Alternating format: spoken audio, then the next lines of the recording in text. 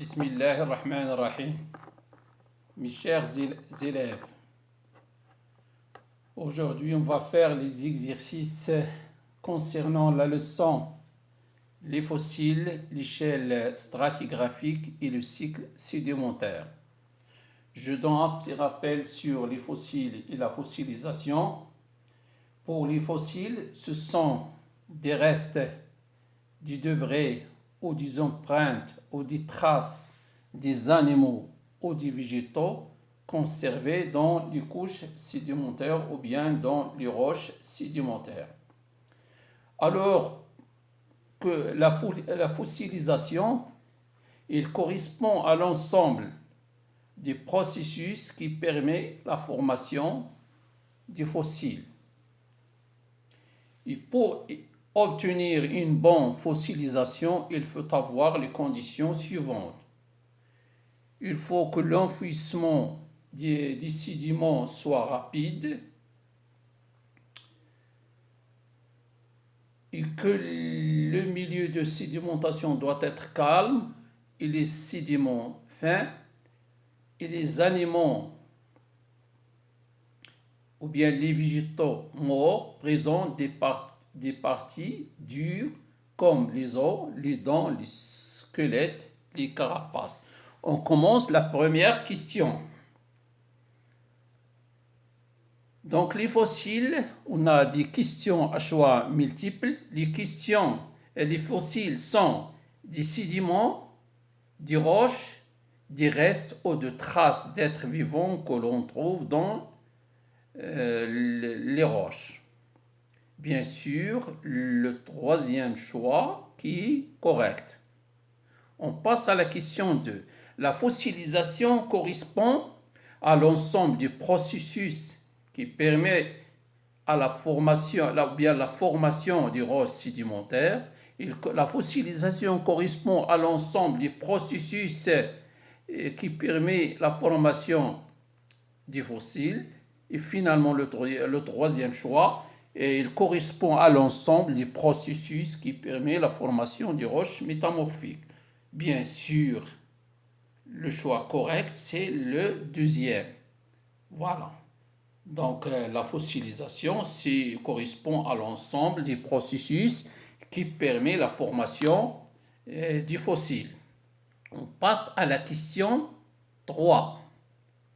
Fossiles de faciès. Avant de répondre à cette question, je vous donne un petit rappel sur les fossiles de faciès et les fossiles stratigraphiques. Généralement, on peut diviser les fossiles en deux catégories. Ce sont les fossiles stratigraphiques et les fossiles de faciès.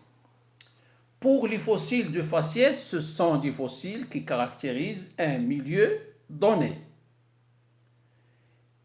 Leur rôle, ce qu'ils permettent de reconnaître les milieux du dépôt des roches. Ces fossiles ont des caractéristiques. Ces fossiles ont vécu une longue période et leurs assemblables actuellement, ou bien ils ont leur assemblable actuellement. Deuxième caractéristique, c'est qu'ils ont une extension géographique limitée, c'est-à-dire qu'ils vivent dans un milieu précis. Leur évolution, la troisième caractéristique, c'est que leur évolution est lente. Par exemple, si on prend leur sein de mer,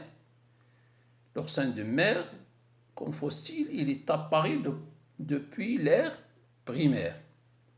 Mais on trouve aujourd'hui des oursins de mer dans les plages, dans le littoral.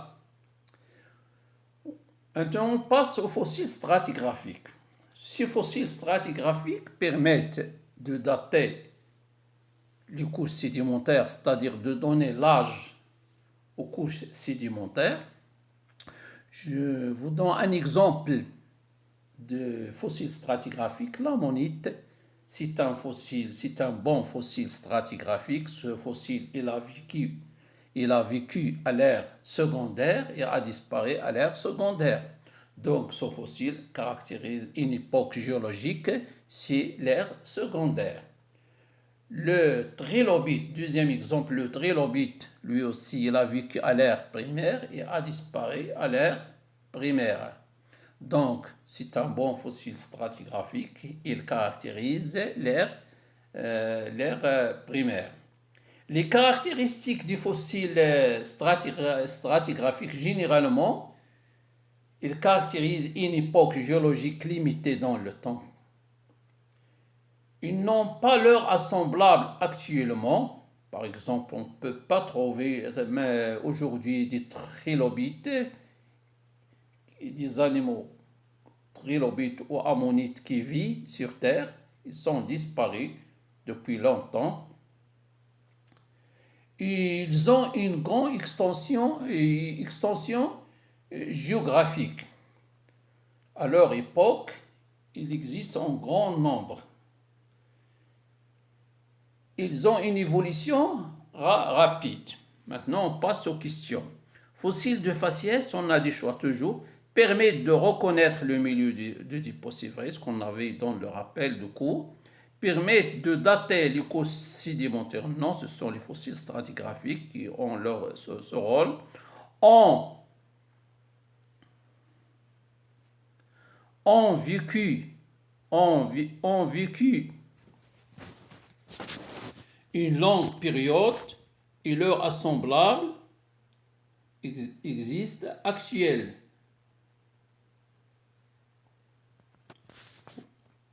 Oui. Non pas leur assemblage actuel, faux.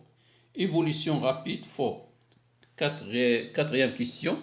Fossiles stratigraphiques permettent de reconnaître le milieu de dépôt des roches. Non. Permet de dater les roches sédimentaires ou bien les couches sédimentaires, c'est vrai.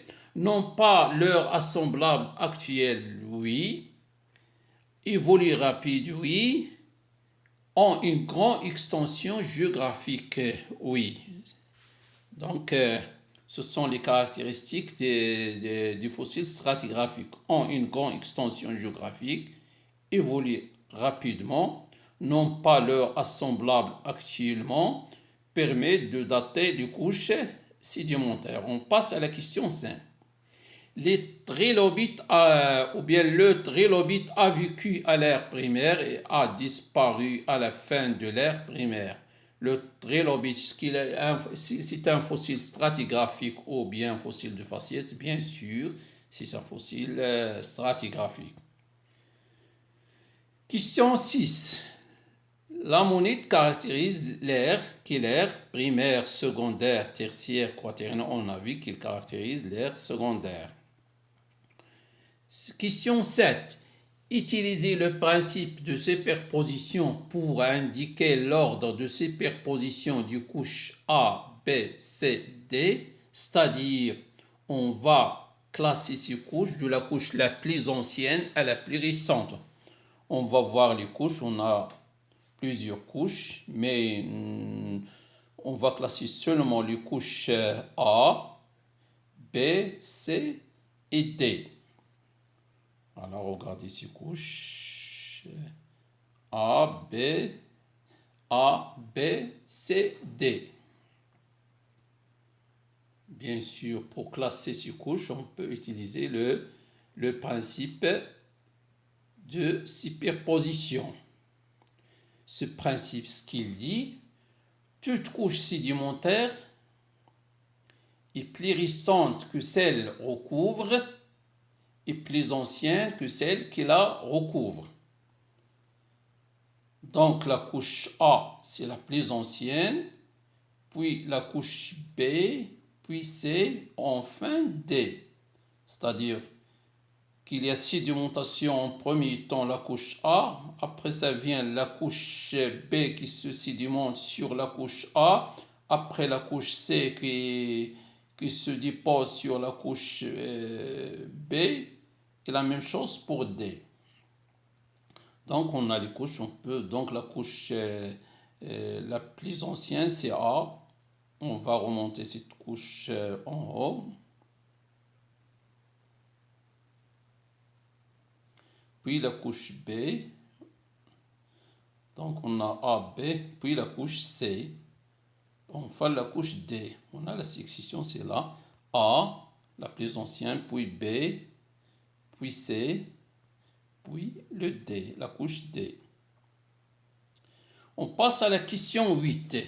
Dater les couches C et E1, quel principe stratigraphique utilisez-vous? On va voir les couches, voilà.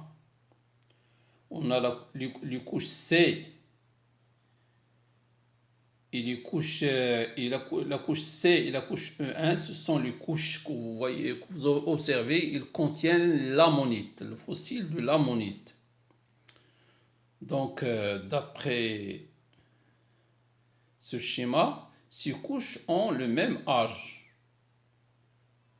Quel est le principe qu'on peut utiliser? C'est le principe d'identité paléontologique. Qu'est-ce qu'il dit ce principe? Comme rappel, ce principe dit que deux couches ou des formations géologiques qui présentent le même contenu paléontologique, c'est-à-dire les mêmes fossiles stratigraphiques, sont de même âge. On va voir maintenant les questions.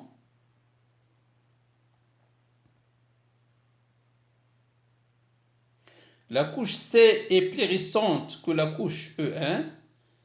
La couche C est plus ancienne, c'est faux. La couche C est plus ancienne que la couche E1, c'est faux. La couche C a le même âge que la couche E1, c'est vrai, d'après le principe d'identité paléontologique. On a utilisé le principe de superposition faux, on a utilisé le principe d'identité paléontologique. C'est le choix exact. On passe à la question 9. Dater les couches B et 1, quel est le principe stratigraphique utilisez-vous? On va voir les couches. Voilà les couches. La couche B, c'est la couche jaune qui est à gauche. Et la couche 1, c'est la couche jaune qui est à droite. D'après ce schéma, on peut utiliser le principe de continuité. Donc, si deux couches B et la couche 1 ont le même âge. Qu'est-ce qu'il dit ce principe de continuité? Il dit qu'une couche de même âge sur toute son étendue, quel que soit son faciès, à condition qu'elle soit limitée par les mêmes couches à la base et au sommet. On voit ici que les couches B et 1 sont limitées par les mêmes couches. À la base, c'est la couche A. Et au sommet par la couche C qui est colorée en bleu. Les questions. Donc la question, dater les couches B et 1, quel principe stratigraphique utilisez-vous? Bien sûr que les couches B, la couche B a le même âge que la couche 1. Pour la deuxième affirmation, c'est faux. La couche B est plus ancienne que la couche 1. La couche B est plus récente que la couche 1 fausse. On a utilisé le principe de superposition, non. On a utilisé le principe d'identité paléontologique, non. On a utilisé le principe de continuité. On passe à la question 10. Une roche calcaire qui affleure contient des huîtres et des oursins de mer. Des huîtres et des oursins de mer sont des animaux qui vivent à la mer, qu'on trouve dans les plages. Le milieu de dépôt de cette roche est, c'est une fleuve, non. C'est une mer, oui. C'est une mer peu profonde, oui. Ne peut pas être précis, c'est faux. La question 11. Choisissez les mots convenables pour compléter le texte. Les trilobites sont des fossiles. On va répondre fossiles stratigraphiques ou bien fossiles de faciès qui caractérisent, on va voir, sclère primaire, secondaire, tertiaire, quaternaire. Voilà le fossile de trilobite. Trilobite, son nom vient ça veut dire 3. Son corps est formé de 3 lobes. Donc, le trilobite, c'est un fossile stratigraphique. Il caractérise l'ère primaire. On passe à la question 12. Définir la transgression. Voilà le schéma, un schéma qui montre une transgression et aussi la série transgressive. Et avant de répondre, on peut donner un petit rappel sur la transgression et la régression.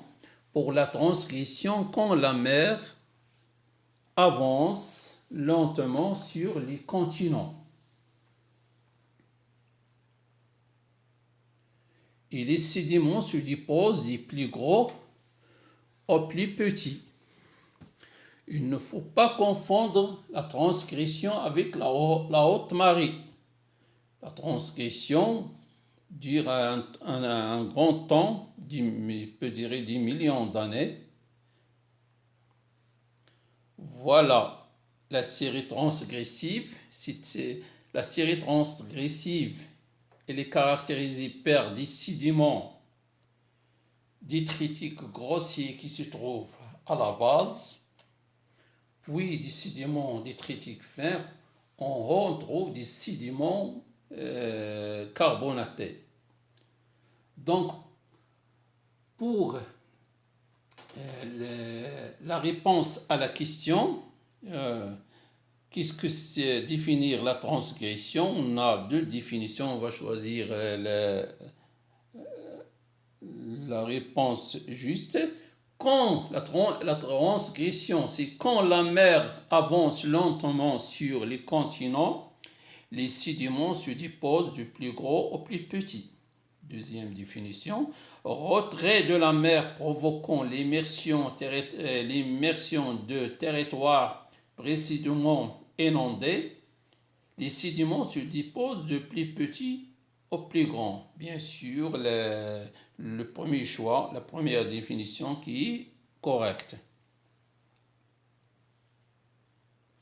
On passe à la question 13. Définir la régression marine. Voilà un schéma de la régression marine. Regardez bien la régression marine. On a ici une série transgressive. C'est le contraire qu'on a vu dans la série. Ici, on a une série régressive. C'est le contraire de la série transgressive. On voit ici que les sédiments carbonatés sont à la base, les premiers qui se déposent. Puis on trouve les sédiments détritiques fins, puis des sédiments détritiques grossiers. Donc, d'après ça, on peut répondre, on peut choisir la définition correcte parmi les deux définitions. Donc, la régression, c'est quand la mer avance lentement sur les continents et les sédiments se déposent des plus gros aux plus petits. Cette définition, c'est la définition de la transgression. On va voir la deuxième définition. Si le retrait, la régression, si le retrait de la mer provoquant l'immersion des territoires précédemment inondés, les sédiments se déposent du plus petit au plus grand. Bien sûr, c'est la définition qui est juste. On passe à la question 14. Regardez cette vidéo, puis définir le cycle sédimentaire. On va voir la vidéo.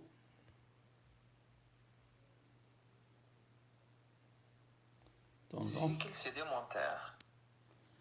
Les milieux marins constituent de vastes bassins sédimentaires. La sédimentation marine est caractérisée par une variation latérale du type de sédiment. Ainsi, dans la zone marginale de faible profondeur, se sédimentent les éléments détritiques grossiers. Et plus on s'éloigne de la côte, on trouve les éléments détritiques fins, puis les sédiments carbonatés. La transgression marine est l'envahissement durable de zones littorales par la mer. Ce changement du niveau de la mer va induire un décalage des sédiments marins vers les zones nouvellement submergées. Cela va conduire à la formation de la série transgressive, qui est une succession de sédiments caractérisés par le passage progressif de sédiments détritiques grossiers qui caractérisent une faible profondeur aux sédiments fins, puis aux sédiments carbonatés qui caractérisent une grande profondeur. La régression marine est un retrait durable de la mer en dessous de ses limites antérieures. La régression marine va aussi décaler la déposition des sédiments marins, ce qui conduit à la formation de la série régressive, caractérisée par le passage progressif de sédiments carbonatés qui caractérisent une grande profondeur, aux sédiments détritiques fins, puis aux sédiments détritiques grossiers. La succession d'une régression et d'une transgression marine va conduire à la formation d'un cycle sédimentaire, qui se caractérise par la sédimentation d'une série transgressive suivie par une série régressive. Le cycle sédimentaire est un des fondements des subdivisions stratigraphiques. On va maintenant, d'après la vidéo, on va définir le cycle sédimentaire. On a des choix toujours. Le cycle sédimentaire, c'est la période qui correspond à une transgression suivie d'une régression dans une même région. Le deuxième choix, le cycle sédimentaire, c'est la période qui correspond à une transgression suivie d'une autre transgression dans une même région. Bien sûr, d'après la vidéo, ce que le cycle sédimentaire, si c'est le premier choix, c'est la période qui correspond à une transgression suivie d'une régression dans une même région. Oui. On passe à la question 15. Déterminer les âges des couches qui contiennent le trilobite et l'ammonite. Voilà les couches. La première couche, il contient l'ammonite. On sait bien l'ammonite que c'est un fossile stratigraphique qui caractérise l'ère secondaire. Donc cette couche qui contient l'ammonite, elle est datée à l'âge secondaire. On passe à la deuxième couche. Cette couche contient l'ammonite. On sait bien que l'ammonite contient trilobite. On sait bien que le trilobite caractérise l'ère primaire. Donc, cette couche qui contient le trilobite, elle est datée à l'âge primaire. Donc, la couche qui contient le trilobite est formée à l'âge secondaire, c'est faux. La couche qui contient le trilobite est formée à l'âge primaire, c'est vrai. La couche qui contient l'ammonite est formée à l'âge primaire, c'est faux. La couche qui contient l'ammonite est formée à l'âge secondaire. Voilà, on a donné l'âge aux deux couches. Donc la couche qui contient l'ammonite, elle est formée à l'âge secondaire, alors que celle qui contient le trilobite, elle est formée à l'ère primaire. On passe à la question 16. Classer dans l'ordre chronologique les étapes de la fossilisation. On a les événements, on va voir les événements. Transformation des sédiments, premier événement, des sédiments en roche. Disparition des parties molles de l'animal. Mise à nu des fossiles, mort de l'animal. Donc le premier événement, c'est le mort de l'animal. On va. Après, on a transformation des roches sédimentaires, disparition des parties molles de l'animal. Oui, c'est le deuxième. Après la mort de l'animal, on a transformation,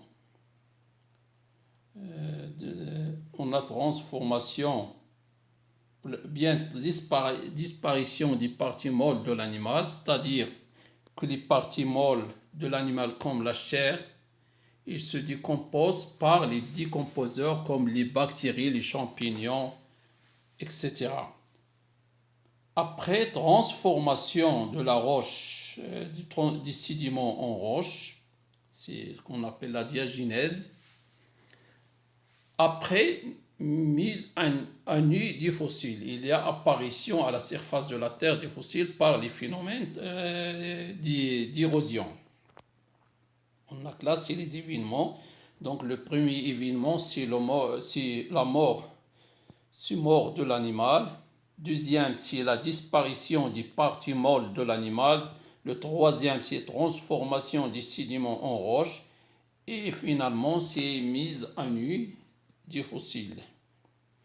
Question 17. Donnez la datation, c'est-à-dire l'âge relatif aux couches A, B, C. On a les couches A, voilà. Les lettres sont à droite. Couche A, couche B et couche C. On va dater. Pour dater, on va utiliser le principe d'identité paléontologique. On va chercher les fossiles qu'ils contiennent et à partir de ces fossiles, on peut déterminer l'âge de ces couches. Par exemple, la couche A contient le trilobite, donc il est âgé à l'ère, il est formé à l'ère primaire. Alors que la couche B contient l'ammonite, donc il est formé à l'ère secondaire. Alors que pour la couche C contient la nummuliite, c'est un fossile qui caractérise l'ère tertiaire, donc cette couche il est formée à l'ère tertiaire. Voilà les réponses. Les couches A, B et C contiennent tous la lignée, donc ils sont de même âge. Non, ce choix n'est pas exact, puisque la lignée il existe dans toutes les couches, donc ce n'est pas un fossile stratigraphique. On peut le considérer comme un fossile par exemple, de faciès. Pour la couche A contient un trilobite, donc il est formé à l'âge primaire. Oui, c'est exact. La couche B contient une ammonite, donc il est formé à l'âge secondaire. Oui, c'est vrai. On ne peut pas déterminer l'âge de couche A, B, C. Oui, on peut déterminer l'âge relatif de ces couches, puisque il contient des fossiles stratigraphiques. On peut déterminer l'âge de ces couches en utilisant bien sûr le principe d'identité paléontologique. La couche C contient une nummuliite, donc il est formé à l'âge tertiaire. Oui, c'est vrai. On passe à la question 18. Les fossiles caractérisant l'ère quaternaire sont les ammonites, les trilobites, les tyrannosaures, c'est une sorte espèce de dinosaures. Les objets humains, oui, ce sont les objets humains. L'ère quaternaire est caractérisée par l'apparition de l'homme. L'homme, il est apparu à l'ère quaternaire. On passe à la question 20. Ou bien 19. Les fossiles caractérisant le précambrien sont les objets humains anciens, les mammifères, les êtres unicellulaires, les ammonites. Ce sont les êtres unicellulaires. Pour un petit rappel, que les géologues ont divisé le temps géologique en périodes, en plusieurs périodes. La plus ancienne, c'est le précambrien qui datait d'au moins 4500 millions d'années jusqu'à moins 550 millions d'années. À cette époque, C'est l'époque où il y a formation de la Terre, où il y a apparition de quelques êtres vivants, surtout les unicellulaires, comme par exemple les bactéries. Après, ça vient l'ère primaire, qui est datée de moins 550 millions d'années à peu près jusqu'à moins de 145 millions d'années. Cette ère est caractérisée par fossiles, le trilobite qu'on a vu. Puis ça vient l'ère secondaire qui est datée de moins de 145 millions d'années jusqu'à moins 65 millions d'années. Le fossile qui caractérise cette ère, c'est l'ammonite. On a aussi les dinosaures. Après, ça vient l'ère tertiaire qui compris entre moins 65 millions d'années et moins 2 millions d'années. Parmi les fossiles qui caractérisent cette ère, c'est les némulutes.